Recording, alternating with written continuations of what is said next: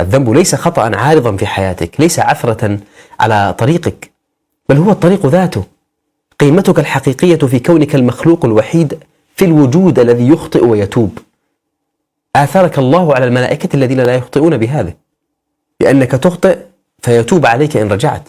فلا تعتقد أن الخطأ ثغرة في الإيمان أو رقعة في ثوب محبة الله ورسوله، بالعكس، هم من هم خير مني ومنك أخطأوا أخطاء ربما لا يقع فيها معظمنا.